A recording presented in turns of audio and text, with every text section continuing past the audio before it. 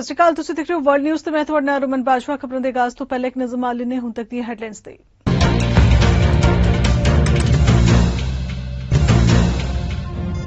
America ਵਿੱਚ ਨਹੀਂ ਰੁਕ ਰਹੀਆਂ ਗੋਲੀਬਾਰੀ ਦੀਆਂ ਘਟਨਾਵਾਂ। ਵਾਸ਼ਿੰਗਟਨ ਵਿੱਚ ਫਿਰ ਚੱਲੀਆਂ ਗੋਲੀਆਂ। ਗੋਲੀਬਾਰੀ ਵਿੱਚ ਇੱਕ ਵਿਅਕਤੀ ਦੀ ਮੌਤ, 6 ਲੋਕ ਜ਼ਖਮੀ।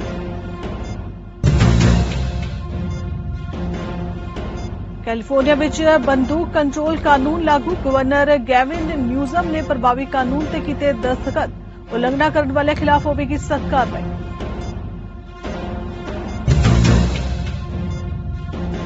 ਤਾਲਿਬਾਨ ਨੇ ਈਰਾਨ ਤੋਂ 3,50,000 ਟਨ ਤੇਲ ਦੀ ਦਰਾਮਦ ਲਈ ਸਮਝੌਤੇ ਤੇ ਕੀਤੇ ਦਸਤਖਤ। ਈਰਾਨੀ ਵਫਦ ਨੇ ਤੇਲ ਦੀ ਖਰੀਦ ਦਰਾਂ ਤੇ ਪੈਟਰੋਲੀਅਮ ਉਤਪਾਦਾਂ ਦੀ ਆਵਾਜਾਈ ਬਾਰੇ ਚਰਚਾ ਕਰਨ ਦੀ ਕੀਤੀ ਮੰਗ।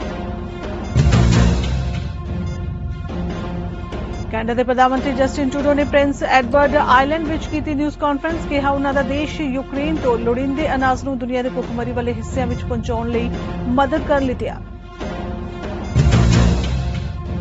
ਕੈਨੇਡਾ ਸਰਕਾਰ ਨੇ 17 ਜੁਲਾਈ ਤੋਂ 22 ਜੁਲਾਈ ਤੱਕ ਦੇ ਹਫ਼ਤੇ ਨੂੰ ਨੈਸ਼ਨਲ ਡਰਾਊਨਿੰਗ ਪ੍ਰੀਵੈਂਸ਼ਨ ਵੀਕ ਵਜੋਂ ਐਲਾਨਿਆ। ਇਸ ਪੂਰੇ ਹਫ਼ਤੇ ਦੌਰਾਨ ਸੁਰੱਖਿਅਤ ਤੌਰ ਤੇ ਤੈਰਨ ਅਤੇ ਵਾਟਰ ਸਪੋਰਟਸ ਵਿੱਚ ਭਾਗ ਲੈਣ ਸੰਬੰਧੀ ਚਲਾਇਆ ਜਾਗਰੂਕਤਾ ਅਭਿਆਨ।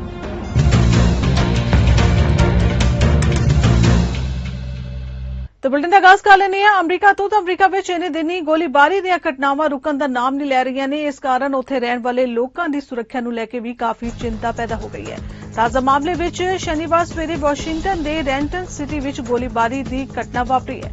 ਗੋਲੀਬਾਰੀ ਦੌਰਾਨ ਇੱਕ ਵਿਅਕਤੀ ਦੀ ਮੌਤ ਹੋ ਗਈ ਜਦਕਿ 6 ਹੋਰ ਜ਼ਖਮੀ ਦੱਸੇ ਜਾ ਰਹੇ ਨੇ। ਰਿਪੋਰਟਾਂ ਮੁਤਾਬਿਕ ਸ਼ਨੀਵਾਰ ਸਵੇਰੇ ਰੈਂਟਨ ਦੇ ਸੀਏਟਲ ਉਪਨਗਰ ਵਿੱਚ ਇੱਕ ਗੋਲੀਬਾਰੀ ਦੀ ਘਟਨਾ ਵਾਪਰੀ ਜਿਸ ਵਿੱਚ ਇਸ ਗੋਲੀਬਾਰੀ ਵਿੱਚ ਇੱਕ ਵਿਅਕਤੀ ਦੀ ਮੌਤ ਹੋ ਗਈ ਜਦਕਿ 6 ਲੋਕ ਜ਼ਖਮੀ ਹੋ ਗਏ ਜਿਨ੍ਹਾਂ ਨੂੰ ਇਲਾਜ ਲਈ ਹਸਪਤਾਲ ਪਹੁੰਚਾਇਆ ਗਿਆ। ਰੈਂਟਨ ਪੁਲਿਸ ਦੇ ਬੁਲਾਰੇ ਸੈਂਡਰਾ ਹੈਵਲਿਕ ਦੇ ਮੁਤਾਬਿਕ ਇਹ ਪਤਾ ਲੱਗਿਆ ਕਿ ਇਹ ਘਟਨਾ ਸਥਾਨਕ ਸਮੇਂ ਮੁਤਾਬਿਕ ਦੁਪਹਿਰ 1 ਵਜੇ ਦੇ ਕਰੀਬ ਰੈਂਟਨ ਸ਼ਹਿਰ ਵਿੱਚ ਵਾਪਰੀ ਹੈ। ਫਿਲਹਾਲ ਪੁਲਿਸ ਵੱਲੋਂ ਇਸ ਮਾਮਲੇ ਦੀ ਤਫਤੀਸ਼ ਜਾਰੀ ਹੈ। ਜ਼ਿਕਰ ਖਾਸ ਹੈ ਕਿ ਪਿਛਲੇ ਸਾਲ ਅਮਰੀਕੀ ਸੁਪਰੀਮ ਕੋਰਟ ਨੇ ਗਰਭਪਾਤ ਦੇ ਦੇਸ਼ ਵਿਆਪੀ ਅਧਿਕਾਰ ਨੂੰ ਖਤਮ ਕਰ ਦਿੱਤਾ ਸੀ। ਕੈਲੀਫੋਰਨੀਆ ਦੇ ਗਵਰਨਰ ਗੇਵਿਨ ਨਿਊਜ਼ਮ ਨੇ ਸ਼ੁੱਕਰਵਾਰ ਨੂੰ ਬੰਦੂਕ ਪਹੁੰਚ ਨਿਯੰਤਰਣ ਤੇ ਬਣੇ ਇਸ ਪ੍ਰਭਾਵੀ ਕਾਨੂੰਨ ਤੇ ਦਸਤਖਤ ਕੀਤੇ। ਇਸ ਦੇ ਤਹਿਤ ਵਿਅਕਤੀਆਂ ਨੂੰ ਰਾਜ ਵਿੱਚ ਪਾਬੰਦੀਸ਼ੁਦਾ ਬੰਦੂਕਾਂ ਦਾ ਨਿਰਮਾਣ, ਵਿਕਰੀ ਜਾਂ ਟਰਾਂਸਪੋਰਟ ਕਰਨ ਵਾਲੇ ਕਿਸੇ ਵੀ ਵਿਅਕਤੀ ਜਾਂ ਕੰਪਨੀ ਨੂੰ $10,000 ਤੱਕ ਦੇ ਜੁਰਮਾਨੇ ਦੀ ਵਿਵਸਥਾ ਹੈ। ਪਾਬੰਦੀਸ਼ੁਦਾ ਹਥਿਆਰਾਂ ਵਿੱਚ ਅਸਾਲਟ ਰਾਈਫਲਾਂ ਅਤੇ ਘਰਾਂ ਵਿੱਚ ਬਣੀਆਂ ਬੰਦੂਕਾਂ ਸ਼ਾਮਿਲ ਨੇ। ਕੈਲੀਫੋਰਨੀਆ ਦੇ ਸੈਨੇਟਰ ਐਂਥਨੀ ਪੈਟੋਟਿਨੋ ਨੇ ਕਿਹਾ ਕਿ ਜਦੋਂ ਉਨ੍ਹਾਂ ਨੇ ਆਪਣਾ ਕਾਨੂੰਨ ਲਿਖਿਆ ਸੀ ਤਾਂ ਉਨ੍ਹਾਂ ਦੇ ਅਤੇ ਉਨ੍ਹਾਂ ਦੇ ਬਿੱਲ ਸੈਲੇਕਾਂ ਦੇ ਮਨ ਵਿੱਚ ਟੈਕਸਸ ਕਾਨੂੰਨ ਸੀ ਜੋ ਕਾਨੂੰਨ 1 ਜਨਵਰੀ 2023 ਤੋਂ ਪ੍ਰਭਾਵੀ ਹੋਣ ਵਾਲਾ ਹੈ। ਤੇ ਰੁਕ ਲੈਣੇ ਕੈਨੇਡਾ ਜਗਤ ਦੀਆਂ ਕੁਝ ਖਾਸ ਖਬਰਾਂ ਵੱਲ। ਪ੍ਰਿੰਸ ਐਡਵਰਡ ਆਈਲੈਂਡ ਵਿੱਚ ਪੱਤਰਕਾਰਾਂ ਦੇ ਨਾਲ ਗੱਲਬਾਤ ਕਰਦਿਆਂ ਪ੍ਰਧਾਨ ਮੰਤਰੀ ਜਸਟਿਨ ਟਰੂਡੋ ਨੇ ਕਿਹਾ ਕਿ ਦੇਸ਼ ਯੂਕਰੇਨ ਤੋਂ ਲੋੜੀਂਦੇ ਅਨਾਜ ਨੂੰ ਦੁਨੀਆ ਦੇ ਭੁੱਖਮਰੀ ਵਾਲੇ ਹਿੱਸਿਆਂ ਵਿੱਚ ਪਹੁੰਚਾਉਣ ਵਿੱਚ ਮਦਦ ਕਰਨ ਲਈ ਕੰਮ ਕਰ ਰਿਹਾ ਹੈ ਜਦੋਂ ਕਿ ਸੰਕਟ ਵਿੱਚ ਘਿਰੇ ਦੇਸ਼ ਅਤੇ ਰੂਸ ਨੇ ਅਜਿਹਾ ਹੋਣ ਦੇ ਲਈ ਸਮਝੌਤਿਆਂ ਦੇ ਦਸਤਖਤ ਕੀਤੇ ਹਨ। First of all, let me be very clear. Canada's confidence in Russia's reliability is pretty much nil. They have demonstrated nothing but poor faith. They have precipitated a global energy crisis, a global food crisis with their illegal invasion of Ukraine. And the rest of us have been working very, very hard to try and mitigate those issues around the world. On grain, I can tell you that it's an issue that Canada, with a significant amount of expertise in grain and grain shipping, has been directly engaged in that with partners around the world for many, many months now. We are optimistic. I had a conversation with Secretary General Guterres of the United Nations just a few weeks ago about the work that they're doing to find a way to get this grain that is in silos in Ukraine out to places around the world. I was in Africa a few weeks ago to talk to world leaders there who are extremely concerned with the shortage of grain, and I highlighted for them Russia's responsibility in creating and precipitating this grain crisis. The G7 is working closely with partners like Turkey and others to ensure that we can get that grain out of Ukraine and to places around the world where it's needed without putting at risk Ukraine's sovereignty and protection. That's what we'll be watching very, very closely to make sure that this does not put Ukraine further at risk of being further invaded and attacked by Russia. Russia is responsible for this global food crisis because of the wrong-headed decision they took to invade a peaceful neighbor. We are now working very hard to solve it, and I hope for the sake of the global south and everyone around the world, we're able to solve it. I've had many conversations over the past number of weeks and months about the real concerns we have about a number of different organizations across the country that are not fulfilling their responsibility to keep our kids, keep our athletes safe.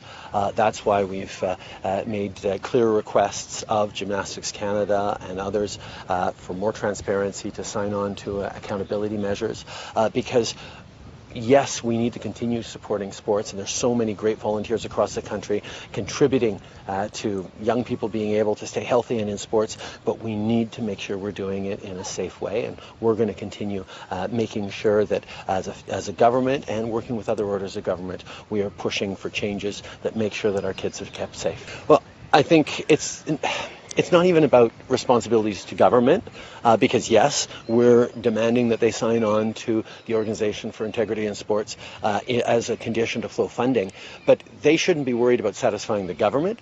They should be worried about satisfying parents across the country, that they're keeping their kids safe, that they are an organization promoting the kinds of values, the kind of safe environment that every parent has a right to expect for their kids, that we want kids to model. I mean, the number of little kids who look up to sporting figures, if they are in challenging situations or organizations that aren't taking proper care of them, that has a cascading effect to society. We know we have to do more, and this government is making sure that happens, but I really want to give a shout out to all those parents across the country who have been speaking up, speaking out, all those athletes who've been bravely standing up, like all those gymnasts who've said, this has got to stop. We need to listen, we need to act, and that's exactly what we're doing. Saskatchewan ਵਿੱਚ federal ਖੇਤੀਬਾੜੀ ਮੰਤਰੀ ਮੈਰ ਕਲੋਡ ਅਤੇ sustainable Canadian agriculture partnership ਵੱਲੋਂ news conference ਕੀਤੀ ਗਈ, ਜਿੱਥੇ ਉਹਨਾਂ ਇੱਕ ਨਵਾਂ ਖੇਤੀਬਾੜੀ ਲੈਂਡਸਕੇਪ ਪ੍ਰੋਗਰਾਮ ਅਤੇ 3.5 ਮੈਗਾਟਨ ਗ੍ਰੀਨ ਹਾਊਸ ਗੈਸ ਘਟਾਉਣ ਬਾਰੇ ਐਲਾਨ ਕੀਤਾ ਹੈ। ਉਹਨਾਂ ਨਾਲ ਸਸਕੈਚੁਅਨ ਅਤੇ BC ਦੇ ਖੇਤੀਬਾੜੀ ਮੰਤਰੀ ਵੀ ਸ਼ਾਮਿਲ ਹੋਏ। It's one more reminder that Canada is #1 in agriculture innovation. After a series of positive and productive conservation this week, I'm pleased to announce that we have reached an agreement in principle for the next policy framework, which will be titled the Sustainable Canadian Agricultural Partnerships. This is a major milestone, and here is no question, it comes at a critical time for our sector. The new agreement will inject $500 million in new funds, which represents a 25% increase in the cost-shared portion of the partnership. With this financial commitment, we are providing solid foundation to support our producers while providing the necessary tools for the sector's sustainability and competitiveness. As part of this additional funding, a new $250 million Resilient Agriculture Landscape Program will be implemented to recognize ecological goods and services provided by the agriculture sector.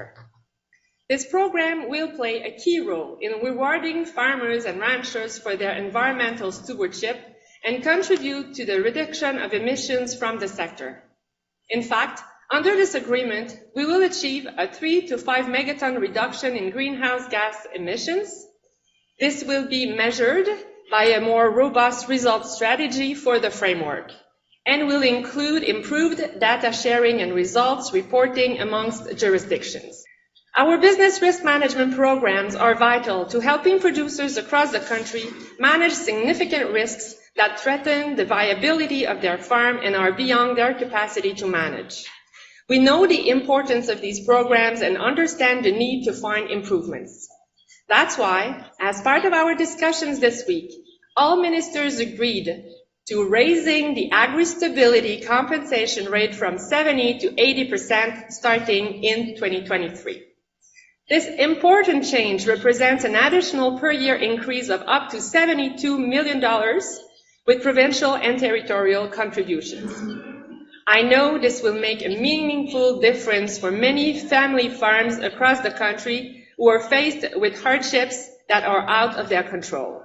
Our BRM programs must be reliable and readily available when producers need them most. That's why, in the coming year, we will complete our work in consultation with the industry on a new agri-stability model that will be faster, simpler, and more predictable in the coming year. As we look towards a more sustainable agricultural sector, we are also committed to identifying the best approach to integrate climate risk and readiness into our BRM programs. To ensure our farmers and ranchers become more resilient in the face of climate change, we will conduct a one-year BRM review period and work with industry to identify the best approach. As part of these efforts, each jurisdiction will identify potential incentives and conduct a pilot for producers who adopt environmental practices that also reduce production risks.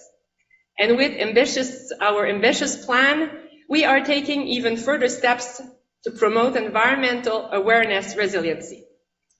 We have agreed that in order to receive Agri-Invest government contribution, producers with allowable net sales of at least $1 million will need an agri-environmental risk assessment by 2025.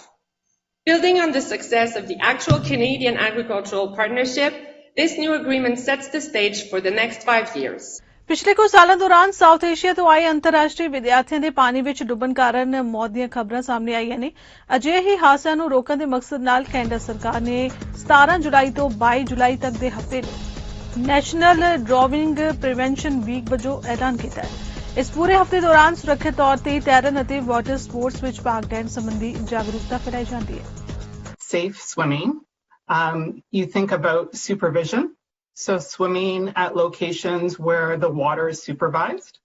So if you're looking at a lake or a beach, making sure that there are lifeguards present. So swimming lessons is your first defense when it comes to preventing drowning. So it is important to learn the skill so that you can take control of yourself when you find yourself in a situation that has water. So you want to ensure that you have a life jacket when you are going swimming, especially if you are a non-swimmer. The life jacket should fit you snugly, not too tight, but should be a proper fit so that it doesn't ride up on you in the water. A buddy is a friend or a companion. So one of the safe ways to swim is to swim with a friend so that you're not alone, that you have company. There's someone there to help if you get into a dangerous situation.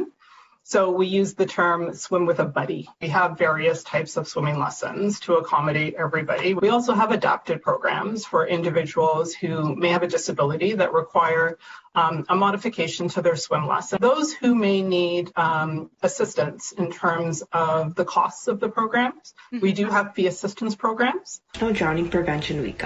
Agar tusi Canada ਦੇ ਵਿੱਚ ਨਵੇਂ ਹੋ ਤੇ ਇਹ ਗਰਮੀਆਂ ਦੇ ਵਿੱਚ ਤੁਸੀਂ ਬੀਚ ਜਾਂ ਲੇਕ ਜਾ ਰਹੇ ਹੋ, ਅਸੀਂ ਬੇਨਤੀ ਕਰਦੇ ਹਾਂ ਕਿ ਤੁਸੀਂ ਲਾਈਫ ਜੈਕਟ ਇਸਤੇਮਾਲ ਜ਼ਰੂਰ ਕਰਿਓ। ਡਰਿੰਕ ਕਰਕੇ ਤੁਸੀਂ ਸਵਿਮਿੰਗ ਨਾ ਕਰੋ ਅਤੇ ਆਪਣੇ ਬੱਚਿਆਂ ਦਾ ਖਿਆਲ ਜ਼ਰੂਰ ਰੱਖਿਓ। ਤੁਸੀਂ ਹੋਰ ਜਾਣਕਾਰੀ ਲਈ ਸਾਡੇ ਆਫਿਸ ਜਾਂ ਆਪਣੇ ਲੋਕਲ कम्युनिटी सेंटर जाके ला सकते हो। सबको स्विमिंग आनी चाहिए, लेकिन अभी क्या करें कि हमारे यहाँ पे तो स्कूल कॉलेज में ऐसी फैसिलिटीज होती नहीं है, और यहाँ पे जो लोग आते हैं वहाँ पे कुछ ही कॉलेज में वहाँ पे ये फैसिलिटी दी जाती है। ਪਹਿਲਾਂ ਜਿਨ੍ਹਾਂ ਨੂੰ ਸਵਿਮਿੰਗ ਨਹੀਂ ਆਉਂਦੀ ਉਹਨਾਂ ਨੂੰ ਸੋਚਣਾ ਚਾਹੀਦਾ ਰਾਈਟ, ਪਹਿਲਾਂ ਕਿ ਅਸੀਂ ਆਪਣੀ ਲਾਈਫ ਨੂੰ ਡੇਂਜਰ 'ਚ ਪਾ ਰਹੇ ਹਾਂ ਹਨਾ। ਸੋ ਦੈਨ ਤੁਹਾਨੂੰ ਨੌਲੇਜ ਹੋਣੀ ਚਾਹੀਦੀ ਹੈ, ਤੁਹਾਨੂੰ ਐਕਸਪਲੋਰ ਕਰਨਾ ਚਾਹੀਦਾ ਹਰ ਫੀਲਡ 'ਚ। ਸੋ आई थिंक ਇਹ ਕਰਨਾ ਚਾਹੀਦਾ ਹੈ ਇਹਦੇ ਬਾਰੇ ਵੀ, ਤਾਂ ਕਿ ਜੋ ਫਿਜ਼ੀਕਲੀ ਵੀ ਆਪਾਂ ਇਹ ਵੀ ਇੱਕ ਐਕਸਰਸਾਈਜ਼ ਆ। So it makes us like ਆਪਾਂ ਫਿਟ ਰਹਿੰਦੇ ਆ ਨਾ। ਸੰਨ 2018 ਵਿੱਚ ਸਸਕੈਚੁਅਨ ਵਿੱਚ ਹੋਏ ਇੱਕ ਟਰੱਕ ਅਤੇ ਬੱਸ ਐਕਸੀਡੈਂਟ ਵਿੱਚ ਦੋਸ਼ੀ ਪਾਏ ਗਏ ਵਿਅਕਤੀ ਨੂੰ ਪੈਰੋਲ ਬੋਰਡ ਆਫ ਕੈਨੇਡਾ ਵੱਲੋਂ 6 ਮਹੀਨਿਆਂ ਦੀ ਪੈਰੋਲ ਦੇ ਦਿੱਤੀ ਗਈ ਹੈ। ਇਸ ਐਕਸੀਡੈਂਟ ਲਈ ਜਸਕੀਰਤ ਸਿੰਘ ਸਿੱਧੂ ਨੇ ਖਤਰਨਾਕ ਢੰਗ ਨਾਲ ਡਰਾਈਵਿੰਗ ਕਰਨ ਦੇ ਚਾਰਜ ਵਿੱਚ ਆਪਣਾ ਗੁਨਾਹ ਕਬੂਲ ਕੀਤਾ ਹੈ। ਇਸ ਐਕਸੀਡੈਂਟ ਵਿੱਚ 16 ਜਣਿਆਂ ਦੀ ਮੌਤ ਹੋ ਗਈ ਸੀ ਅਤੇ 13 ਲੋਕ ਜ਼ਖਮੀ ਹੋਏ ਸਨ। ਜਸਕੀਰਤ ਸਿੰਘ ਸਿੱਧੂ ਨੂੰ ਇਸ ਕੇਸ ਵਿੱਚ 8 ਸਾਲਾਂ ਦੀ ਜੇਲ੍ਹ ਦੀ सजा सुनाई गई है। तो जजमेंट में आज ये कहा गया है बेसिकली कि एक पेरोल का ऑर्डर पास किया गया है। पेरोल का बेसिकली मीनिंग ये होता है कि somebody जिसको ऑलरेडी कोर्ट ने कन्विक्ट किया है, कन्विक्ट करने का मतलब कि किसी को ऑलरेडी गुनहगार समझा गया है, उनको ये बोला गया कि आप अगर अपना एक गुड बिहेवियर शोकेस करेंगे तो हम आपको किसी तरीके की रियायत दे सकते हैं इन टर्म्स ऑफ जो आपकी एक्चुअल टर्म्स ऑफ कन्विक्शन है या आपको जितने भी सालों की सजा दी गई है वो आपको उसमें कुछ ना कुछ रिलैक्सेशन मिल सकती है। इसमें यहाँ पे जो अक्यूज है उन्होंने प्लीड गिल्टी किया है। प्लीड गिल्टी का मीनिंग ये होता है कि उन्होंने खुद से कबूल किया है कोर्ट में कि उन्होंने ये जो भी उनके ऊपर चार्जेस लगाए गए वो चार्जेस जो हैं वो सही हैं और उन्होंने उनको माना। उसके बावजूद यहाँ पे उनको पेरोल ग्रांट किया गया है वेरिन उनको अलाउ किया गया है कि 6 मंथ्स की ड्यूरेशन के लिए, it's not some exceptional circumstances but 6 months के लिए ही विल बी अलाउड कि वो पेरोल पे रहेंगे और एंड ही में कंटिन्यू टू गेट लाइक अगर वो उनका बिहेवियर अच्छा रहता है he can get a long term suspension of his sentence which has a long term consequence। RCMP BC ने 2 ਆਦਮੀਆਂ ਦੀਆਂ 2 ਫੋਟੋ ਜਾਰੀ ਕੀਤੀਆਂ ਨੇ ਜੋ ਕਿ ਇੱਕ ਕੈਦੀ ਨੂੰ ਪ੍ਰੀ ਟ੍ਰਾਇਲ ਸਹੂਲਤ ਤੋਂ ਬਚਣ ਵਿੱਚ ਮਦਦ ਕਰਨ ਦੇ ਸ਼ੱਕ ਵਿੱਚ ਨੇ।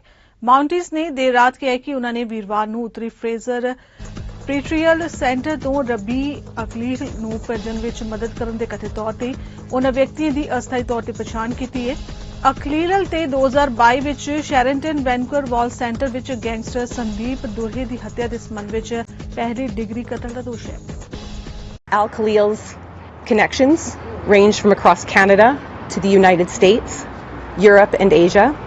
A Canada-wide arrest warrant and an Interpol red notice are being prepared. After the murder, Robbie Al Khalil fled the country when a number of search warrants were executed by the Vancouver Police Homicide Unit in Quebec. We believe he was working in concert with other suspects. There will most definitely be a full-scale review and investigation into what happened and how it happened. Police believe we have identified the 2 suspects. Based on those identifications, it is more important than ever that we find Al Khalil. It appears that there is a strong connection internationally to this investigation. British Columbia University ਦੇ ਇੱਕ ਅਧਿਐਨ ਵਿੱਚ ਪਾਇਆ ਗਿਆ ਕਿ Canada ਵਿੱਚ 10 ਸਾਲਾਂ ਤੋਂ ਘੱਟ ਸਮੇਂ ਤੋਂ ਰਹਿ ਰਹੇ 14% ਪ੍ਰਵਾਸੀਆਂ ਨੂੰ ਹੈਫੀਬਰ ਵਰਗੀਆਂ ਗੈਰ ਭੋਜਨ ਐਲਰਜੀ ਤੋਂ ਪੀੜਤ ਸਨ, ਪਰ 10 ਸਾਲਾਂ ਬਾਅਦ ਇਹ ਦਰ ਵਧ ਕੇ ਲਗਭਗ 24% ਹੋ ਗਈ। ਇਸ ਸੰਬੰਧੀ ਐਲਰਜੀ ਦੇ ਮਾਹਿਰ ਡਾਕਟਰ ਅਮਰਜੀਤ ਚੀਮਾ ਵੱਲੋਂ ਆਪਣੇ ਵਿਚਾਰ ਸਾਂਝੇ ਕੀਤੇ ਗਏ। Allergies actually बहुत common है। In Canada, 30% of Canadians have allergies, and in India, Pakistan, it's maybe about 10% or less. But ਜਦੋਂ ਆਪਣੇ ਬੰਦੇ ਆ ਜਾਂਦੇ ਆ ਇੰਡੀਆ ਤੋਂ ਇੱਥੇ ਕੈਨੇਡਾ ਅਮਰੀਕਾ allergies ਹੌਲੀ ਹੌਲੀ ਵੱਧ ਜਾਂਦੀਆਂ and after 5-10 years 10% to 15% ਬੰਦੇ ਨੂੰ allergy ਹੋ ਜਾਂਦੀ ਹੈ। After about 20 years 30%, same as regular Canadians। ਜਿਨ੍ਹਾਂ ਕੋ ਕਾਰਪਟ ਹੈਗੀ ਆ ਉਹਨਾਂ ਨੂੰ ਜ਼ਿਆਦਾ ਐਲਰਜੀ ਹੋ ਜਾਂਦੀ ਹੈ because of dust allergy। dust allergy ਸਾਰਿਆਂ ਨਾਲੋਂ ਜ਼ਿਆਦਾ ਹੈਗੀ ਆ ਸਾਰੀ ਦੁਨੀਆ ਵਿੱਚ। Number 1 allergy is dust allergy। ਫਿਰ ਜਿਨ੍ਹਾਂ ਨੂੰ ਐਲਰਜੀ ਹੁੰਦੀ ਆ ਉਹਨਾਂ ਨੂੰ ਕਾਰਪਟ ਨਹੀਂ ਹੋਣਾ ਚਾਹੀਦਾ, cats and dogs ਵੀ ਨਹੀਂ ਹੋਣੇ ਚਾਹੀਦੇ and ਉਹਨਾਂ ਨੂੰ ਧਿਆਨ ਰੱਖਣਾ ਚਾਹੀਦਾ about their diet। Diet is also very important। These combination of factors allow development of allergy। So ਜਦੋਂ ਬੰਦੇ ਆਉਂਦੇ ਆ ਇੰਡੀਆ ਤੋਂ ਕੈਨੇਡਾ ਅਮਰੀਕਾ ਉਹਨਾਂ ਨੂੰ ਐਲਰਜੀ ਹੋ ਜਾਂਦੀ ਆ if they live in allergic environment। If they live in basements, in damp humid places, ਉਹਨਾਂ ਨੂੰ ਜ਼ਿਆਦਾ ਰੈਸ਼ ਵੀ ਹੋ ਜਾਂਦੀ ਹੈ, ਜ਼ਿਆਦਾ ਚਿੱਕਾਂ ਰੇਸ਼ਾ ਬਲਗਮ ਹੋ ਜਾਂਦਾ, ਕਦੇ ਕਦੇ ਐਸਥਮਾ ਵੀ ਹੋ ਜਾਂਦਾ, ਸਾਈਨਸ ਪ੍ਰੋਬਲਮ ਵੀ ਹੋ ਜਾਂਦੇ, ਖਾਜ ਵੀ, ਰੈਸ਼ ਵੀ, ਸੋਜਿਸ਼ ਵੀ, ਤੱਫੜ ਚ could be due to many things। ਇਹ ਹੋ ਸਕਦਾ ਕਦੇ ਕਦੇ ਦਵਾਈ ਤੋਂ ਵੀ ਹੋ ਸਕਦਾ, ਕਦੇ ਕਦੇ ਜ਼ੁਕਾਮ ਫਲੂ ਤੋਂ ਵੀ ਹੋ ਸਕਦਾ, ਕਦੇ ਕਦੇ ਫੂਡ ਤੋਂ ਵੀ ਹੋ ਸਕਦਾ। ਸਪੈਸ਼ਲੀ ਛੋਟੇ ਬੱਚਿਆਂ ਨੂੰ ਫੂਡ ਐਲਰਜੀ ਈਵਨ ਇੰਡੀਆ ਜਿਹੜੇ ਬੱਚੇ ਆਉਂਦੇ ਆ ਇੱਥੇ ਆ ਜਾਂਦੇ ਆ ਉਹਨਾਂ ਨੂੰ ਫੂਡ ਐਲਰਜੀ ਵੀ ਜ਼ਿਆਦਾ ਹੋ ਜਾਂਦੀ ਆ। Specially Indian born children in Canada ਉਹਨਾਂ ਨੂੰ ਜ਼ਿਆਦਾ ਫੂਡ ਐਲਰਜੀ ਹੋ ਜਾਂਦੀ ਹੈ compared to Indian children born in India. So food allergy ਉਹਦੇ ਨਾਲ ਵੀ ਮੂੰਹ ਸੁੱਜ ਜਾਂਦਾ, ਦਵਾਈ ਤੋਂ ਵੀ ਸੁੱਜ ਜਾਂਦਾ ਐਂਡ ਕਦੇ ਕਦੇ ਫਲੂ ਔਰ ਜ਼ੁਕਾਮ ਔਰ ਇਨਫੈਕਸ਼ਨ ਤੋਂ ਵੀ ਸੁੱਜ ਜਾਂਦਾ, ਕਦੇ ਕਦੇ ਐਂਟੀਬਾਇਓਟਿਕ ਤੋਂ ਵੀ ਸੁੱਜ ਜਾਂਦਾ, ਫਿਰ ਕਾਫੀ ਚੀਜ਼ਾਂ ਤੋਂ ਰਿਐਕਸ਼ਨ ਹੋ ਸਕਦਾ। ਹਾਂ ਇਹ ਪ੍ਰੋਬਲਮ ਹੈ ਵੀ health insurance is very important. ਇਹ ਉਹਦੇ ਨਾਲ ਫਿਰ government covers all these test ਜੇ ਤੁਹਾਡੇ ਕੋਲ ਹੈਲਥ ਇੰਸ਼ੋਰੈਂਸ ਨਹੀਂ ਹੈਗੀ ਫਿਰ ਤੁਹਾਨੂੰ ਨਾ ਪੈਸੇ ਦੇਣੇ ਚਾਹੀਦੇ ਆ ਦੇਣੇ ਪੈਣੇ ਆ to the either to the clinic ਔਰ ਟੂ ਦ ਡਾਕਟਰ ਹੂ ਜਿਹੜੇ ਟੈਸਟ ਕਰਦੇ ਆ ਉਹਨਾਂ ਨੂੰ ਫਿਰ ਉਹ ਟੈਸਟ ਕਰਕੇ ਫਿਰ ਤੁਹਾਨੂੰ ਐਡਵਾਈਸ ਦੇ ਦੇਣਗੇ ਵੀ ਤੁਹਾਡੀ ਪ੍ਰੋਬਲਮ ਕੀ ਆ ਨਾਲੇ ਤੁਹਾਨੂੰ ਟ੍ਰੀਟਮੈਂਟ ਕੀ ਚਾਹੀਦਾ ਕਦੇ ਕਦੇ ਟ੍ਰੀਟਮੈਂਟ ਚਾਹੀਦਾ ਨਹੀਂ ਉਹ ਬਿਮਾਰੀ ਕਦੇ ਆਪ ਹੀ ਠੀਕ ਹੋ ਜਾਂਦੀ ਹੈ ਟੈਸਟਿੰਗ ਲੱਗਦੇ ਆ ਅਬਾਊਟ $200 ਐਂਡ ਟ੍ਰੀਟਮੈਂਟ ਉਹ ਵੀ ਅਬਾਊਟ $100-200 ਲੱਗਦੇ ਆ ਸੋ ਇਟਸ ਨਾਟ ਇੰਨਾ ਜ਼ਿਆਦਾ ਨਹੀਂ ਮੰਥਲੀ ਹਾਂ ਆਲਮੋਸਟ ਮੰਥਲੀ ਪਰ ਜਦੋਂ ਨਾ ਠੀਕ ਹੋ ਜਾਂਦੇ ਫਿਰ ਦਵਾਈ ਘੱਟ ਲੈਣੀ ਪੈਂਦੀ ਹੈ ਪਰ ਇਟ ਡਿਪੈਂਡ ਉਹਨਾਂ ਨੂੰ ਬਿਮਾਰੀ ਕੀ ਆ ਜੇ ਉਹਨਾਂ ਨੂੰ ਐਸਮਾ ਹੈਗਾ ਜਿਹੜੀ ਐਸਮਾ ਦਵਾਈਆਂ ਉਹ ਮਹਿੰਗੀਆਂ ਐਲਰਜੀ ਦੀ ਦਵਾਈਆਂ ਸਸਤੀਆਂ ਸੋ ਕਦੇ ਕਦੇ ਦਵਾਈਆਂ ਕੈਨੇਡਾ ਵਿੱਚ ਮਹਿੰਗੀਆਂ ਇੰਡੀਆ ਵਿੱਚ ਸਸਤੀਆਂ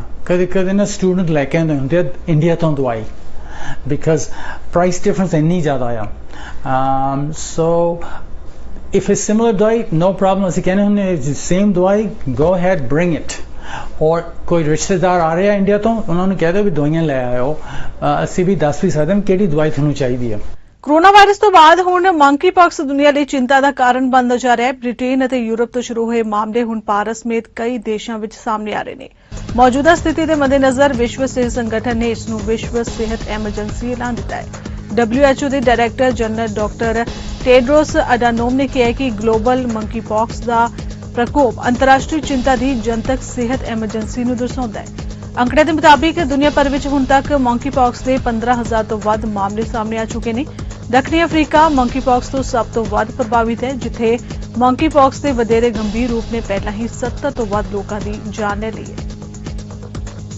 ਕੈਨੇਡਾ ਵਿੱਚ ਰਹਿਣ ਵਾਲੇ ਜ਼ਿਲ੍ਹਾ ਅੰਮ੍ਰਿਤਸਰ ਤਹਿਸੀਲ ਬਾਬਾ ਬਕਾਲਾ ਪਿੰਡ ਪੱਲਾ ਦੇ ਪੰਜਾਬੀ ਨੌਜਵਾਨ ਗਗਨ ਵੜੈਚ ਦੀ ਭੇਤ ਭਰੇ ਹਾਲਾਤਾਂ ਵਿੱਚ ਮੌਤ ਹੋਣ ਦੀ ਖਬਰ ਹੈ ਨੌਜਵਾਨ ਦੀ ਮੌਤ ਦੀ ਖਬਰ ਮਿਲਣ ਤੇ ਪਰਿਵਾਰ ਦਾ ਰੋ ਰੋ ਕੇ ਬੁਰਾ ਹਾਲ ਸੀ ਮ੍ਰਿਤਕ ਗਗਨ ਵੜੈਚ ਦੀ ਭੈਣ ਸਿਮਰਤ ਕੌਰ ਤੇ ਜੀਜਾ ਹਰਉਦਮ ਸਿੰਘ ਨੂੰ ਕੈਨੇਡਾ ਪੁਲਿਸ ਨੇ ਦੱਸਿਆ ਕਿ ਗਗਨ ਵੜੈਚ ਨੂੰ ਬੇਹੋਸ਼ੀ ਦੀ ਹਾਲਤ ਵਿੱਚ ਹਸਪਤਾਲ ਵਿੱਚ ਦਾਖਲ ਕਰਾਇਆ ਗਿਆ ਉਨ੍ਹਾਂ ਦੱਸਿਆ ਕਿ ਜਿਸ ਘਰ ਵਿੱਚ ਉਹ ਰਹਿੰਦਾ ਸੀ ਉਸ ਘਰ ਨੂੰ ਪੁਲਿਸ ਸੀਲ ਕਰਕੇ ਉਸ ਦੇ ਦੋਸਤਾਂ ਕੋਲੋਂ ਬਰੀਕੀ ਨਾਲ ਜਾਂਚ ਪੜਤਾਲ ਕਰ ਰਹੀ ਹੈ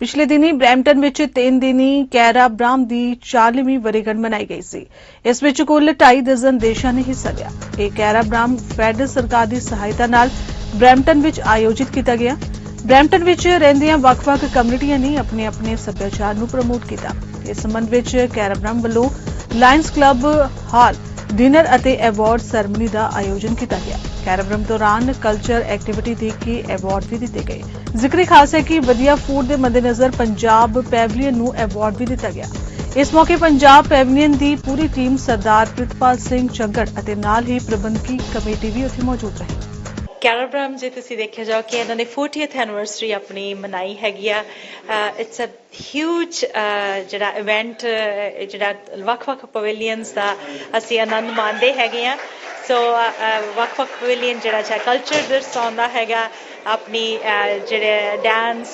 ਪਰਫਾਰਮੈਂਸਿਸ ਹੁੰਦੀਆਂ ਜਾਂ ਫੂਡ ਹੁੰਦਾ ਸੋ ਅਸੀਂ ਇੱਕ ਦੂਜੇ ਤੋਂ ਬਹੁਤ ਲਰਨ ਕਰਦੇ ਹੈਗੇ ਆ ਸੋ ਇਹ ਜਿਹੜਾ ਵੀ ਕਾਫੀ ਦਿਨ ਚੱਲਿਆ ਹੈਗਾ ਵੱਖ-ਵੱਖ ਜਿਹੜੇ ਸਟਾਲਸ ਲਾਏ ਜਾਂਦੇ ਹੈਗੇ ਆ ਦਿਸ ਇਜ਼ ਆਵਰ ਡਾਇਵਰਸਿਟੀ ਜਿਹੜੀ ਆ ਸਟਰੈਂਥ ਜਿਹੜੀ ਸਾਡੀ ਉਹ ਡਾਇਵਰਸਿਟੀ ਦੇ ਥਰੂ ਅਸੀਂ ਹਮੇਸ਼ਾ ਬ੍ਰੈਂਪਟਨ ਦੇ ਵਿੱਚ ਜਦੋਂ ਜਾਂਦੇ ਹੈਗੇ ਆ we learn a lot and then basically engage ਕਰਦੇ ਆ ਕਿ ਨੈਕਸਟ ਜਨਰੇਸ਼ਨ ਨੂੰ so I want to give a big shout out to Angela Johnson and whole team ਜਿਹੜੀ ਕੈਰਾਬ੍ਰਾਮ ਦੀ ਜਿਹੜੇ ਸਾਡੇ ਵਾਸਤੇ ਕਿ ਇੰਨੇ ਵਧੀਆ ਵੱਖ-ਵੱਖ ਕੰਟਰੀਜ਼ ਦੇ ਜਿਹੜੇ ਪਵੇਲੀਅਨਸ ਲੈ ਕੇ ਆਉਂਦੇ ਹੈਗੇ ਆ ਜਿਹਦੇ ਤੋਂ ਬ੍ਰੈਂਪਟੋਨੀਅਨਸ ਬਹੁਤ ਕੁਝ ਸਿੱਖਦੇ ਹੈਗੇ ਆ so best wishes for the next year and then this year and 40th anniversary अपनी मनाई है I'm always here to support them and from my team Brampton MP's team so we're always there to support them and big congratulations to whole team and all the volunteers ਅੱਜ ਕੈਰਾਬ੍ਰਾਮ 2022 ਦੀ ਵੈਲੀਡਿਕਟਰੀ function ਹੈ, ਜਿਹਨੂੰ wrap up meeting dinner ਕਹਿ ਸਕਦੇ ਹੋ। ਸਾਰੇ ਹੀ ਜਿੰਨੇ ਪੈਵੇਲੀਅਨ ਲੱਗੇ ਸੀ ਵੱਖ-ਵੱਖ ਮੁਲਕਾਂ ਦੇ, ਸੋ ਉਸ ਦੇ ਬਾਬਤ ਅੱਜ ਉਸਦਾ ਅਵਾਰਡ ਦਿੱਤੇ ਜਾ ਰਹੇ ਨੇ। ਔਰ ਅਵਾਰਡਸ ਦੇ ਵਿੱਚ ਮੈਨੂੰ ਇਹ ਦੱਸਦੇ ਬੜੀ ਖੁਸ਼ੀ ਹੋ ਰਹੀ ਹੈ ਕਿ ਪੰਜਾਬ ਪੈਵੇਲੀਅਨ ਨੂੰ ਬੈਸਟ ਫੂਡ ਦਾ ਅਵਾਰਡ ਮਿਲਿਆ, ਔਰ ਇਸੇ ਤਰ੍ਹਾਂ ਵੱਖ-ਵੱਖ ਕੈਟੇਗਰੀ ਦੇ ਵਿੱਚ ਵੱਖ-ਵੱਖ ਦੇਸ਼ਾਂ ਦੀਆਂ ਜਿਹੜੀਆਂ ਕਾਰਗੁਜ਼ਾਰੀਆਂ ਨੇ ਉਹਨਾਂ ਨੂੰ ਮੱਦੇਨਜ਼ਰ ਰੱਖਦੇ ਹੋਏ ਅਵਾਰਡ ਇਹ ਵਿਤਰਨ ਕੀਤਾ ਜਾ ਰਿਹਾ। ਸੋ ਇੱਕ ਬੜਾ ਰੰਗਾ ਰੰਗ ਔਰ ਬੜਾ ਇੱਕ ਫੁੱਲਾਂ ਦਾ ਗੁਲਦਸਤਾ, ਔਰ ਖਾਸ ਤੌਰ ਤੇ ਬਰੈਂਪਟਨ ਸ਼ਹਿਰ ਜਿਹੜਾ ਕਿ ਜਾਣਿਆ ਵੀ ਜਾਂਦਾ ਫੁੱਲਾਂ ਦਾ ਸ਼ਹਿਰ ਦੇ ਤੌਰ ਦੇ ਉੱਤੇ, ਸੋ ਉਸ ਸ਼ਹਿਰ ਦੇ ਵਿੱਚ ਇਹ ਸੱਭਿਆਚਾਰ ਦੇ ਫੁੱਲ ਜਿਹੜੇ ਹਨ ਜੀ ਮਹਿਕ ਰਹੇ ਨੇ। ਸੋ ਕੈਰਾਬਰੈਮ ਉਸ ਦੀ ਇੱਕ ਪ੍ਰਤੀਕ ਹੈ। ਸੋ ਉਸ ਦੇ ਬਾਬਤ ਅੱਜ ਅਸੀਂ ਪੰਜਾਬ ਪੈਵੇਲੀਅਨ ਨੂੰ ਜਿੱਥੇ ਬਹੁਤ-ਬਹੁਤ ਵਧਾਈ ਦਿੰਦੇ ਹਾਂ, ਉੱਥੇ ਜਿੰਨੇ ਵੀ ਕੈਰਾਬਰੈਮ ਦੇ ਵਿੱਚ ਇਸ ਵਾਰੀ ਆਏ ਨੇ ਉਹਨਾਂ ਸਾਰੇ ਹੀ ਦਰਸ਼ਕਾਂ ਦਾ ਜਿਹੜੇ ਵੀ ਦੂਰੋਂ ਨੇੜਿਓਂ ਚੱਲ ਕੇ ਆਏ ਸੀ ਉਹਨਾਂ ਦੇ ਬਹੁਤ-ਬਹੁਤ ਧੰਨਵਾਦੀ ਹਾਂ, ਔਰ ਖਾਸ ਤੌਰ ਦੇ ਉੱਤੇ ਸਾਰੇ ਹੀ ਮੀਡੀਆ ਦਾ ਅਤੇ ਸਾਰੇ ਹੀ ਪ੍ਰਬੰਧਕਾਂ ਦਾ ਵੀ ਬਹੁਤ-ਬਹੁਤ ਧੰਨਵਾਦ। ਪੰਜਾਬੀ ਆਰਟ ਐਸੋਸੀਏਸ਼ਨ ਵੱਲੋਂ ਨਿੱਕੀ ਨਾਟਕ ਵੱਡੀਆਂ ਗੱਲਾਂ ਸੀਜ਼ਨ 2 ਦਾ ਆਗਾਜ਼ ਕੀਤਾ ਗਿਆ। 3 ਛੋਟੇ ਨਾਟਕਾਂ ਨਾਲ ਇੱਕ ਥੀਏਟਰ ਪ੍ਰੋਡਕਸ਼ਨ ਜੋ ਕਮਿਊਨਿਟੀ ਵਿੱਚ ਵਾਪਰ ਰਹੇ ਮੁੱਖ ਮੁੱਦਿਆਂ ਬਾਰੇ ਗੱਲ ਕਰਦੀ ਹੈ। ਪੰਜਾਬੀ ਆਰਟ ਐਸੋਸੀਏਸ਼ਨ ਵੱਲੋਂ ਆਪਣੀ 23ਵੀਂ ਵਰ੍ਹੇਗੰਢ ਮੌਕੇ ਇਹ ਨਾਟਕ ਪੇਸ਼ ਕੀਤਾ ਗਿਆ। ਜਿਹੜਾ ਇੱਕ ਮਕਸਦ ਹੈ ਥੀਏਟਰ ਦਾ, ਮਕਸਦ ਸਭ ਤੋਂ ਵੱਡਾ ਤੇ ਅਹਿਮ ਮਕਸਦ ਹੈ ਕਿ ਬਾਤ ਪਾਉਣਾ, ਗੱਲ ਤੋੜਨਾ। ਅਸੀਂ ਸੋਲੂਸ਼ਨ ਪ੍ਰੋਵਾਈਡਰ ਨਹੀਂ ਕਦੀ ਵੀ ਹੋ ਸਕਦੇ, ਕਿਸੇ ਵੀ ਪ੍ਰੋਬਲਮ ਦਾ ਸੋਲੂਸ਼ਨ ਸਾਡੇ ਕੋਲ ਨਹੀਂ ਹੈ, ਪਰ ਉਸ ਪ੍ਰੋਬਲਮ ਦੀ ਗੱਲ ਜ਼ਰੂਰ ਹੋਵੇ। ਕਿਉਂਕਿ ਬਹੁਤ ਦਫਾ ਅਸੀਂ ਆਪਣੀ ਗੱਲ ਆਪਣੇ ਤਰੀਕੇ ਨਾਲ ਕਹਿਣਾ ਨਹੀਂ ਜਾਣਦੇ, ਤਕਲੀਫ ਸਾਨੂੰ ਹੁੰਦੀ ਹੈ ਪਰ ਅਸੀਂ ਗੱਲ ਕਹਿਣਾ ਨਹੀਂ ਜਾਣਦੇ ਜਾਂ ਕਹਿਣ ਤੋਂ ਡਰਦੇ ਆ ਸਕਦੇ। ਸੋ ਥੀਏਟਰ ਵਿੱਚ ਜਦੋਂ ਗੱਲ ਹੁੰਦੀ ਹੈ ਤੇ ਉਸ ਗੱਲ ਨੂੰ ਇੱਕ ਅਜਿਹੇ ਸ਼ਬਦਾਂ ਵਿੱਚ ਜਦੋਂ ਕਿਹਾ ਜਾਂਦਾ ਜਿਸ ਦੀ ਗੱਲ ਲੋਕਾਂ ਦੇ ਦਿਲਾਂ ਤੱਕ ਪਹੁੰਚੇ, ਫਿਰ ਉਸ ਦੀ ਗੱਲ ਬਾਹਰ ਤੁਰਦੀ ਹੈ। ਅਸੀਂ ਆਪਣੇ ਲਿਵਿੰਗ ਰੂਮ ਵਿੱਚ ਆਪਣੇ ਦੋਸਤਾਂ ਨਾਲ ਬਹਿ ਕੇ ਗੱਲ ਕਰਦੇ ਹਾਂ। ਜੀ ਅਸੀਂ ਹਮੇਸ਼ਾ ਕੋਸ਼ਿਸ਼ ਕੀਤੀ ਹੈ ਕਿ ਇੱਥੋਂ ਦੇ ਮਸਲਿਆਂ ਨੂੰ ਉਭਾਰਨਾ, ਜਿਸ ਤਰ੍ਹਾਂ ਸਰਬਜੀਤ ਨੇ ਕਿਹਾ ਸੀ ਇਸ਼ੂ ਰੇਜ਼ ਕਰਦੇ ਆ, ਸੋਲਵ ਕਰਨਾ ਸਰਕਾਰਾਂ ਦਾ ਕੰਮ, ਕਮਿਊਨਿਟੀ ਦਾ ਕੰਮ ਹੈ।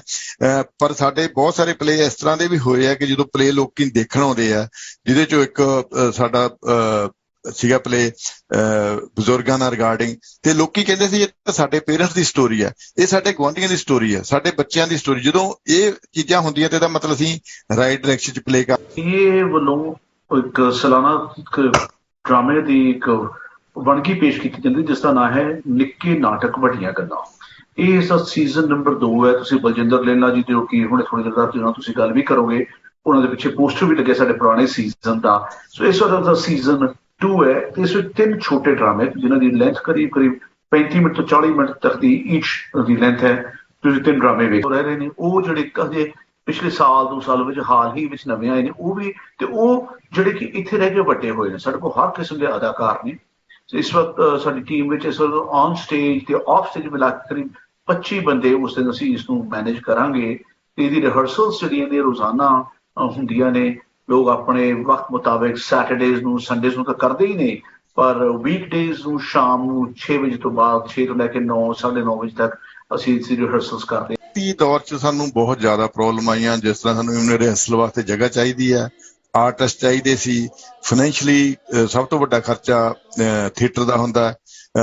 ਫਿਰ ਹੌਲੀ ਹੌਲੀ ਸਾਡੇ ਨਾਲ ਮੀਡੀਆ ਜੁੜਦਾ ਰਿਹਾ। ਮੀਡੀਆ ਦੀ ਸਾਨੂੰ ਫੁੱਲ ਸਪੋਰਟ ਹੈ, ਫ੍ਰੀ ਸਪੋਰਟ ਕਰਦਾ ਸਾਰਾ ਮੀਡੀਆ, ਜਿਹਦੇ 'ਚ ਤੁਸੀਂ ਵੀ ਆਉਣੇ ਆ। ਫਿਰ ਸਪਾਂਸਰ ਸਾਡੇ ਨਾਲ, ਇਹ ਅਸੀਂ 1-on-1, ਕਿਉਂਕਿ ਜੇ ਤੁਸੀਂ ਕੋਈ ਬਾਹਰੋਂ ਕੋਈ ਵੱਡਾ ਆਰਟਿਸਟ ਲੈ ਕੇ ਆਉਣੇ ਆ ਤਾਂ ਉਸਦੀ ਵੈਲਿਊ ਹੁੰਦੀ, ਕੋਈ ਉਹਦੀ ਫੋਲੋਸ਼ਿਪ ਹੁੰਦੀ ਹੈ, ਲੋਕੀ ਆਪਣੇ ਆਪ ਆਉਂਦੇ।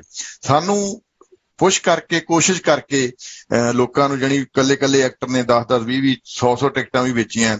ਡਰਾਮੇ ਅਸੀਂ ਬਹੁਤ ਵੱਡੇ ਲੈਵਲ ਤੇ ਕਰ ਚੁੱਕੇ ਹਾਂ, ਹੁਣ ਤੱਕ ਕਿਸੇ ਦਾ ਵੀ ਨਾਂ ਲੈ ਸਕਦੇ ਹਾਂ। ਅਜੇ ਸਮੇਂ ਵਿੱਚ ਜਦੋਂ ਅਫਗਾਨਿਸਤਾਨ ਵਿੱਚ ਪੈਟਰੋਲ ਤੇ ਗੈਸੋਲੀਨ ਦੀਆਂ ਕੀਮਤਾਂ ਵਿੱਚ ਬੇਮਿਸਾਲ ਦਰ ਨਾਲ ਵਾਧਾ ਹੋ ਰਿਹਾ ਹੈ, ਤਾਲਿਬਾਨ ਨੇ 3,50,000 ਟਨ ਤੇਲ ਖਰੀਦਣ ਲਈ ਇੱਕ ਇਰਾਨੀ ਫਰਮ ਨਾਲ ਸਮਝੌਤਾ ਕੀਤਾ ਹੈ। ਤਾਲਿਬਾਨ ਦੇ ਵਿੱਤ ਮੰਤਰਾਲੇ ਦਾ ਹਵਾਲਾ ਦਿੰਦੇ ਹੋਏ ਮੀਡੀਆ ਰਿਪੋਰਟਾਂ ਵਿੱਚ ਇਹ ਜਾਣਕਾਰੀ ਦਿੱਤੀ ਗਈ ਹੈ। ਮੰਤਰਾਲੇ ਨੇ ਸ਼ਨੀਵਾਰ ਨੂੰ ਇੱਕ ਬਿਆਨ ਵਿੱਚ ਕਿਹਾ ਕਿ ਅਫਗਾਨ ਵਫਦ ਜੋ ਈਰਾਨ ਦੀ ਆਪਣੀ ਯਾਤਰਾ ਤੇ ਸੀ ਨੇ ਇੱਕ ਇਰਾਨੀ ਫਰਮ ਨਾਲ ਗੁਆਂਢੀ ਦੇਸ਼ ਈਰਾਨ ਤੋਂ 3,50,000 ਟਨ ਤੇਲ ਖਰੀਦਣ ਲਈ ਇਕਰਾਰਨਾਮਾ ਕੀਤਾ।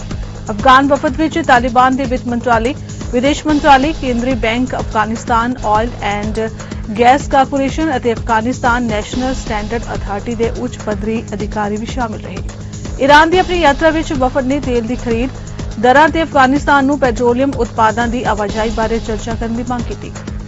ਖਾਮਾ ਪ੍ਰੈਸ ਨੇ ਰਿਪੋਰਟ ਕੀਤਾ ਹੈ ਕਿ ਨਤੀਜਾ 3,50,000 ਟਨ ਤੇਲ ਖਰੀਦਣ ਲਈ ਇੱਕ ਈਰਾਨੀ ਕੰਪਨੀ ਨਾਲ ਇਕਰਾਰਨਾਮਾ ਸੀ। ਸੋ ਵਰਲਡ ਨਿਊਜ਼ ਖਬਰਾਂ ਦੇ ਇਸ ਬੁਲੇਟਿਨ 'ਚ ਇੰਨਾ ਹੀ। ਦੇਸ਼ ਦੁਨੀਆ ਦੀ ਬਾਕੀ ਖਬਰਾਂ ਦੀ ਜਾਣਕਾਰੀ ਲਈ ਤੁਸੀਂ ਬਣੇ ਰਹੋ ਸਾਡੇ ਨਾਲ। ਜਡੀਕਾ ਟਾਈਮ ਟੀਵੀ ਤੇ। ਧੰਨਵਾਦ।